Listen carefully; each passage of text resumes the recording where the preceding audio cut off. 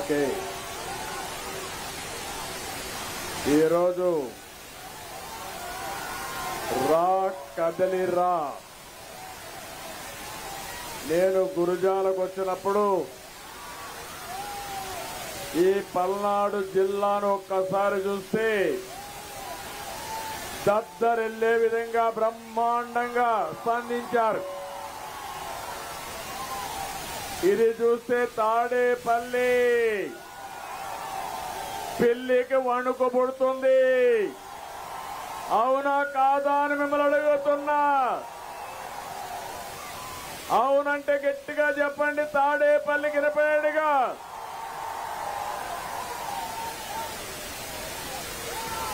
ఇరవై 22 మీటింగ్లు పూర్తి చేసి 23వ మీటింగ్ కింద నేను ఇక్కడికి వచ్చాను.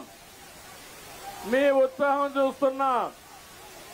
ఊరకలెత్తే ఉత్సాహంతో ప్రజలు గాని మా ఆడబిడ్డలైతే రాణి రుద్రమదేవి మారిగా యుద్ధానికి మేము సైతం సై అని ముందుకొచ్చారు. యువత మీరే నా ఆశ. మీ ఉత్సాహం చూస్తున్నా. యువత ఏ సైడ్ ఉంటే ఆ సైడే గెలుపు. తెలుగుదేశం జనసేన గెలుపు ఎవ్వడు ఆపలేడు.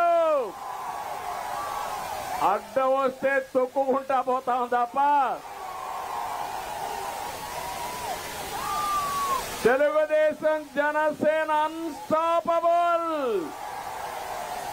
తమలో జెండాలవన్నీ పక్కన పెట్టుకోవాలి. టీవీలు కనపడాలి. బయట కూడా వార్తలు వెళ్ళాలి. అన్ని తీయాలి. అవన్నీ చెప్పిన ఇనాళ్ళు అన్ని తీయండి. ఈరోజు నేను ఇక్కడికి వస్తే నేను మాట్లాడే మునుపు ఈరోజు ఒక శుభ పరిణామం. ఉదయం నేను హైదరాబాద్ నుంచి బయలుదేరితే మైలవరం ఎమ్మెల్యే వసంత కృష్ణ ప్రసాద్ గారు పార్టీలో చేరాడు. అక్కడి నుంచి నేను నెల్లూరు వెళితే సాక్షాత్తు ఒక ఎంపీ వేమిరెడ్డి ప్రభాకర్ రెడ్డి గారు పార్టీలో చేరారు. ఇప్పుడు ఇక్కడికి వస్తే నర్సారావుపేట ఎంపీ లావు కృష్ణదేవరాయలు పార్టీలోకి వచ్చాడు. ఉత్సాహవంతుడు,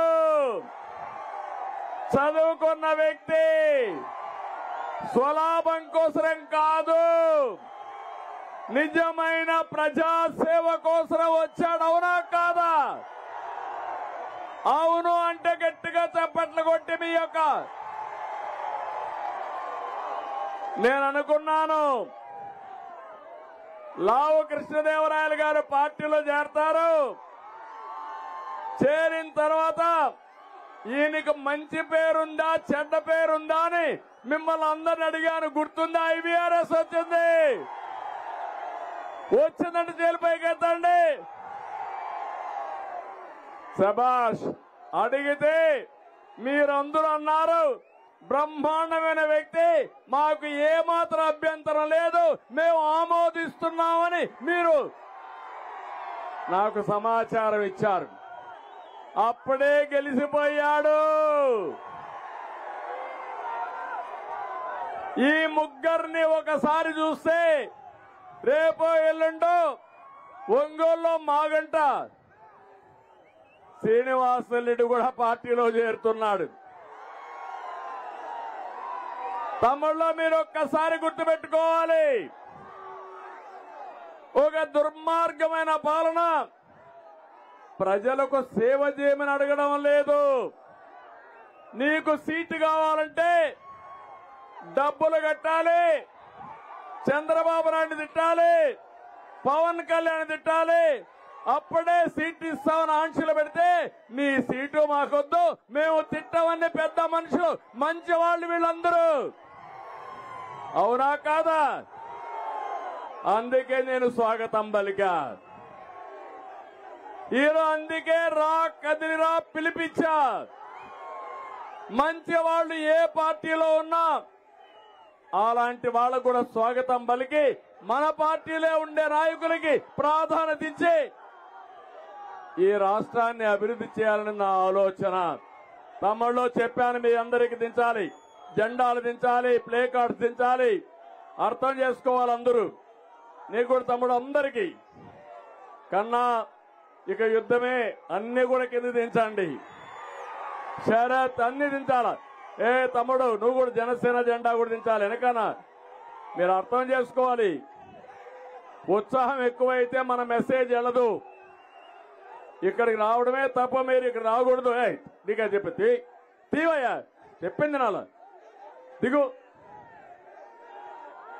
కాబట్టి ఈరోజు మనం ఒక్కసారి చూస్తే నేను ఒకటి ఈ రా కదిలిరాలో 25 జిల్లాల్లో 25 మీటింగ్లు పెట్టాలనుకున్నాను. ఇప్పటికే 24 పూర్తయినాయి. ఇది 24వ మీటింగు. 4వ తారీఖున అనంతపూర్లో పెడితే ఈ కార్యక్రమం పూర్తి అవుతుంది. నా ఆలోచన ఒకటి, ఇప్పుడు నాయకులందరూ మాట్లాడారు. పల్నాడు ఏ విధంగా ఇబ్బంది పడుతుందో, అభివృద్ధి ఎట్లాగిపోయిందో చెప్పారు. లావు కృష్ణదేవరాయలు గారు ఇంకొక మాట ముందుకెళ్లి వరికిసిల పూడి ప్రాజెక్ట్ ఏదైతే ఉందో దీన్ని పూర్తి చేయాలని దానికి కావలసిన క్లియరెన్స్లన్నీ తీసుకొచ్చాడు. నేను హామీ ఇస్తున్నా, నిధులు ఇచ్చి ఈ ప్రాజెక్ట్ పూర్తి చేసే బాధ్యత తెలుగుదేశం జనసేన ప్రభుత్వం తీసుకుంటాం. అభివృద్ధి అంటే దానికి మారు పేరు తెలుగుదేశం పార్టీ. విధ్వంసం అంటే దానికి ప్రతిరూపమే వైఎస్ఆర్ కాంగ్రెస్ పార్టీ. ఇక్కడికి వచ్చారు. ఇక్కడికి వస్తే మనసంతా భారంగా ఉంది. దానికి కారణం నాకు ప్రాణ సమానమైన నా తెలుగుదేశం పార్టీ తమ్ముళ్ళని నాయకుల్ని పోగొట్టుకున్నాను. మనం అందరం కూడా పల్నాటి పులి అని పిలువబడే కోడెళ్ల శివప్రసాద్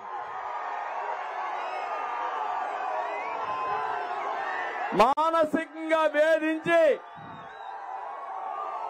ఇబ్బంది పెట్టి కడకు ఆత్మహత్య చేసుకునే పరిస్థితి తీసుకొచ్చారు. అవునా కాదా అని మిమ్మల్ని అడుగుతున్నా. ఇక్కడే ఎంతో మంది కార్యకర్తలు తెలుగుదేశం పార్టీ జెండా కోసం బలైపోయారు. వాళ్ళల్లో మీరు చూస్తే